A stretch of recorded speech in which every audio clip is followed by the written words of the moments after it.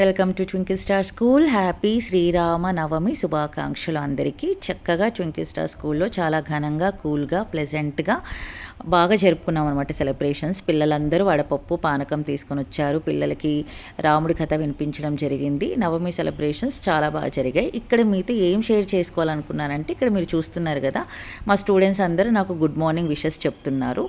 ఇది మీతో ఎందుకు షేర్ చేసుకోవాలనుకుంటున్నానంటే, ఇందులో ఏంటి విశేషం అంటారు. జనరల్గా గుడ్ మార్నింగ్ అంటే అందరూ ఎలా చెప్తారండి, విష్ చేయాలంటే జనరల్గా చెయ్యి ఎత్తి హెడ్ దగ్గర పెట్టి ఫారిన్ కల్చర్ని రిప్రజెంట్ చేస్తుంటాం.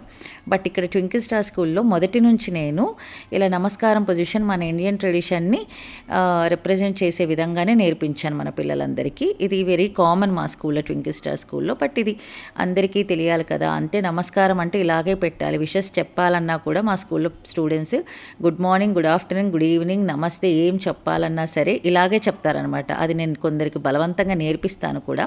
Because it's very proud moment అనమాట, మన గురించి మనం చెప్పుకోవడం. ఏమంటారు?